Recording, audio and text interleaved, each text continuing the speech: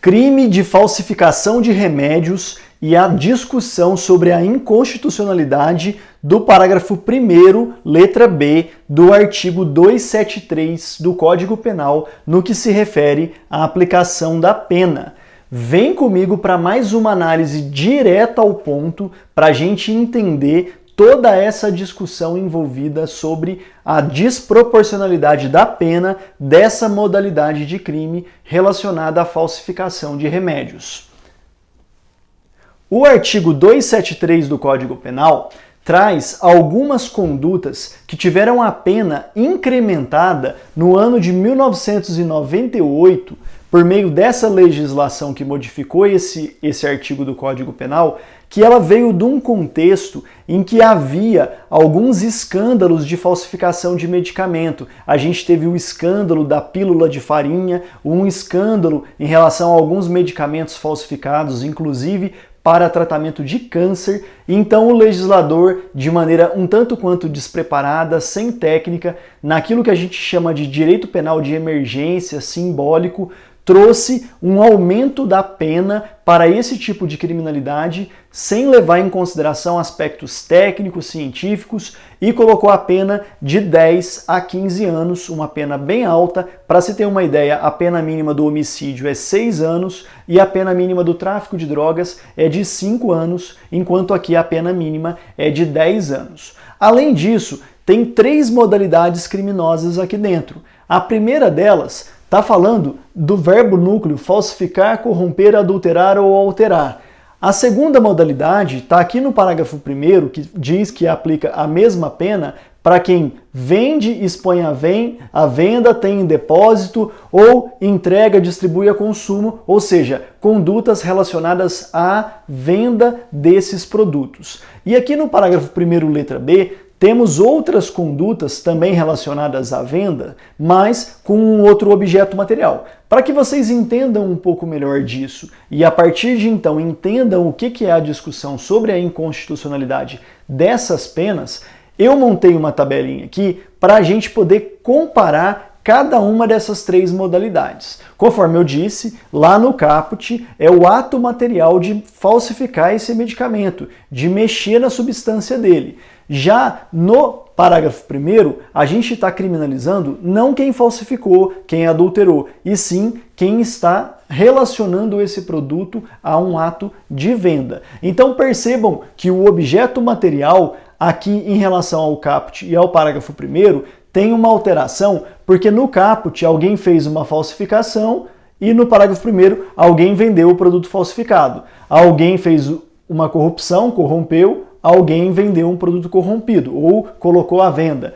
Adulterar, adulterado. Alterar, alterado. Então, o objeto material aqui do parágrafo 1º nada mais é do que uma consequência do ato praticado no caput, que pune a quem faz isso, e aqui a gente pune quem se aproveita daquilo que foi feito. Então, um está relacionado com o outro.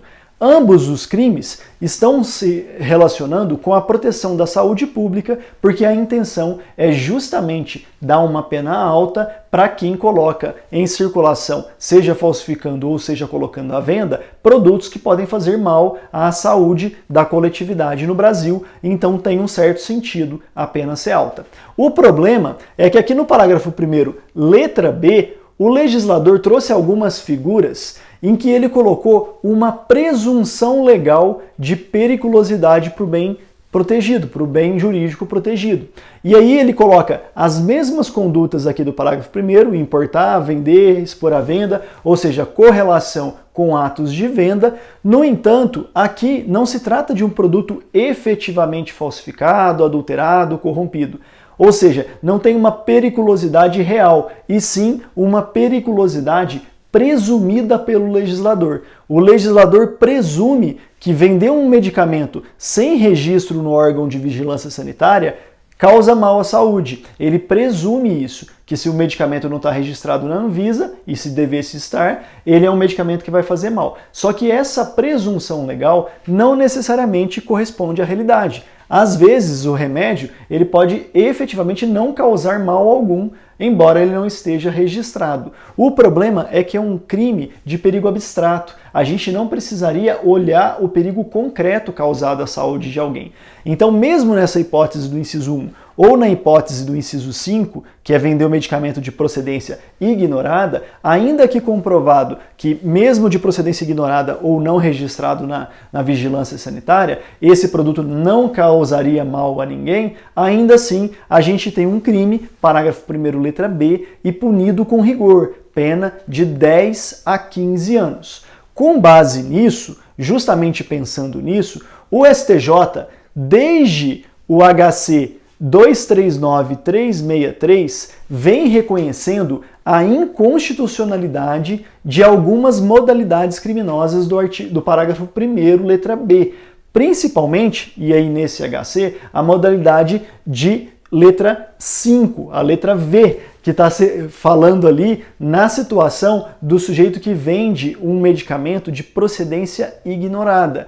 E nesse HC, o STJ firmou o entendimento que, além de ser inconstitucional por violar proporcionalidade e razoabilidade, a gente poderia sim aplicar como pena a pena do contrabando ou mesmo a pena do tráfico de drogas.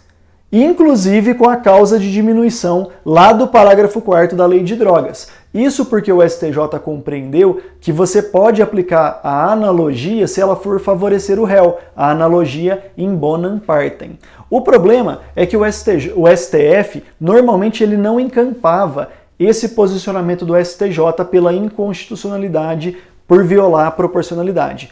Existem várias decisões do STF reconhecendo a constitucionalidade do parágrafo 1º, letra B, em todas as suas modalidades. Ocorre que no ano passado, em 2011, o STF finalmente, e em sede de repercussão geral, decidiu que viola sim a proporcionalidade, pelo menos no que se refere ao inciso 1, a primeira letra aí do inciso romano, em relação a essa conduta de vender produto sem o registro na vigilância sanitária. Mas a conclusão que o STF chegou é diferente da conclusão que o STJ chegou. O STJ queria que aplicasse por analogia as penas de outros crimes e o STF, mais técnico no controle de constitucionalidade, disse: uma vez declarada inconstitucional uma lei que modificou a lei anterior, a gente tem que repristinar a lei anterior, que volta a valer. Como a lei anterior fixava uma pena de 1 a 3 anos, é essa a pena que o STF diz que a gente tem que dosar, fazer a dosimetria na nossa sentença penal, caso seja condenado um réu pelo inciso 1º do parágrafo 1º, letra B, que é a conduta de importar medicamento que não tem registro na vigilância sanitária. Você pode fazer o mesmo entendimento em relação aos outros incisos do 1º, letra B? Até pode, mas o STF não manda. O que o STF manda fazer aqui na repercussão geral é o 1º, letra B, inciso 1, e é isso que você é obrigado a fazer caso isso caia na sua prova de sentença penal. Entenderam bem o assunto? É muito importante porque é uma novidade desse ano, uma discussão jurisprudencial, e espero que você tenha captado a mensagem. Um grande abraço, até o nosso próximo vídeo.